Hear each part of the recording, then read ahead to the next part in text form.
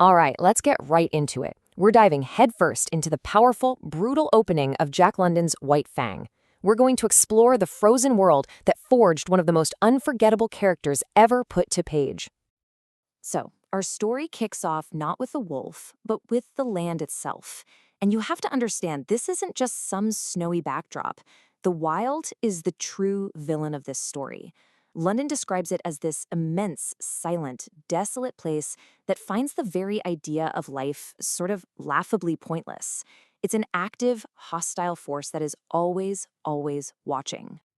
And who do we meet trying to survive this place? Two guys, Bill and Henry. And they are not heroes. They're just tiny specks of warmth and life in a world that wants to snuff them out. And get this, they're hauling a coffin. Yeah, a grim little reminder of what this place does to people who can't keep up. You see, in the wild, any movement, any sign of life is an insult that must eventually be crushed and frozen into stillness. You can just feel the dread, right? Something is out there, shadowing them. And it all starts with something small, almost nothing. One night, Bill is feeding their 6 sled dogs. He counts out 6 fish, 1 for each dog, but when he's done, one dog is just staring at him, waiting. No fish? Did he miscount? Or did something else happen? And then morning comes, and the horrible truth just sinks in. It wasn't a mistake. Fatty, one of the dogs, is just gone. No struggle, no blood, no sound, just an empty space in the snow where he used to be. It's like the night itself just opened up and swallowed him whole. The men know what happened. The starving wolf pack that's been following them finally got one. And you'd think that would be the worst of it, but no. The very next night, it happens again. And this time it's Frog, their best dog, the strongest and toughest of the bunch. Now that's what's so chilling. This proves it's not about strength. This isn't a fair fight. The pack out there, they're smart, they're strategizing. And so the team just gets picked off, one by one by one. It's a systematic nightmare. Spanker is taken, and all they find is the stick he was tied to, just chewed to splinters. And then there's One Ear, the clever one. He gets outsmarted. A single wolf comes close, acting strange, and lures him just outside the firelight. And boom, the whole pack is waiting. This is where Bill just snaps. He can't take it anymore.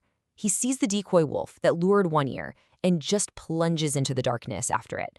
He only has 3 bullets left. Henry is just left there by the fire, listening. He hears 1 shot, then 2 more fast. Then this awful explosion of snarls, 1 last human scream, and then nothing. Total, complete silence. Can you even imagine? Henry is now completely, terrifyingly alone. So that's the end of Bill's story. But for the wolves, it's just another meal. And this is where the book does something incredible. We're about to flip the script entirely and see this whole brutal world from the other side. We're going to see it through the eyes of the hunters. So who was this brilliant, deadly decoy? Well, here she is, a she-wolf. But she's not a normal wolf. She has this reddish tint to her fur, and she's not as scared of the men's fire as she should be. And that's the secret, right? She's part dog. She's been around humans before, and that memory, that strange connection, is what makes her so uniquely dangerous. Once the immediate famine is over, the pack takes down a huge moose. The whole dynamic changes. It's no longer just about survival, it's about the future. And for our she-wolf, that means she's suddenly the center of attention. But courtship in the wild is not romantic. It is a battle. It all boils down to 2 males, a young, strong upstart and this old, scarred, one-eyed veteran. And after a brutal fight, the old veteran, One Eye, wins. That's love in the wild. Winner takes all. And all of this, everything we've seen, comes down to one single, simple, and absolutely brutal rule that London lays out. He calls it the law of meat. And it is exactly what it sounds like. Eat or be eaten. That's it. That is the entire moral code of this universe. Everything is either predator or prey. And this law, this is the worldview our main character is about to be born into. Okay, so we've seen the big picture, the massive, merciless wild. Now, the camera zooms in. I mean way in. From this huge open landscape to a tiny, dark cave, a lair. Because a new life is just beginning. And here he is. Finally, we meet our protagonist. Except he's not White Fang yet. He's just a little gray ball of fur, the only one in the litter that looks just like his dad, Old One Eye. And his entire world, his whole universe, is nothing but darkness, the warmth of his mother, and the taste of milk. So think about it. His world is split into two things. Inside the cave, it's warm, it's safe, and his mother is there. That's everything he knows. But the entrance to the cave, he just sees it as a mysterious wall of light. He doesn't know there's a world out there. It's just this bright, intriguing thing. And every fiber of his being is pulling him towards it. And here's a fascinating idea. The cub has never been hurt. He's never even seen danger, but he is full of fear. Why? Because it's literally in his DNA. It's an inheritance from all his ancestors. The memory of every wolf that was ever hunted, everyone that ever starved, it's all packed into his brain from the moment he's born. But even in the safety of the lair, the law of meat finds a way in. A famine hits, and the litter of 5 cubs becomes 4, then 3, then 2. Hunger just erases them one by one, until it's just him and one sister left. A brutal first lesson. Even here, survival is not guaranteed. So eventually, that curiosity, that powerful pull towards the wall of light, it becomes too strong. It actually overwhelms his inherited fear. And one day, he does it. He stumbles past the threshold and tumbles out into everything. For the first time, he's actually in the world. And his first few minutes out there are just a crash course in reality. It's an information overload of danger. A mother bird attacks him to protect her chicks. A hawk dives at him out of the sky. He tries to walk on what looks like solid ground. It's the surface of a stream, and he plunges into the freezing water. Even a tiny little weasel gives him a wound he'll never forget. The lesson? Everything, and I mean everything, can hurt you. But through all this, he doesn't just learn fear. He learns something else. He learns what he is. He's not just prey. He is a predator, a killer. He realizes that for him to live, other things have to die. He is a walking, breathing embodiment of the law of meat.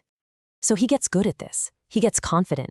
He starts to feel like he owns this little corner of the world. He knows the dangers. He knows how to hunt. He's the king of his tiny kingdom. And then, one day, down by the stream, he sees something that changes everything. Something that trips that ancient inherited alarm bell in his head. This isn't just another animal. This is power. What does he see? 5 humans, and his brain just short circuits. All that inherited knowledge, all those genetic memories of campfires and traps, and the strange power of these upright creatures, it all comes flooding in. He is completely paralyzed, not with fear of being eaten, but with awe. He feels his own smallness, his own weakness in the face of them. And right then, his mother, the she-wolf, shows up, ready to tear these things apart to protect him. But she stops dead. One of the men says a word, Kiche. And she knows it. She responds to it. And just like that, the whole picture snaps into focus. She wasn't born in the wild. She was a dog. She ran away. And now, her past has just caught up with her and her son. And that's when it happens. The man, Gray Beaver, looks at the little gray cub, and he gives him a name, White Fang. It's like a brand. With that one act, he's claimed. He belongs to his first human master now, his fate completely tied to these gods who seem to bend the world to their will. So his life in the wild is officially over. He's been yanked out of the only world he has ever known and thrust into the world of man. He has met the gods. But here's the real question, right? Is this new world going to be a paradise, or is it going to be a whole new kind of hell? Because, believe me, for White Fang, the journey is just getting started.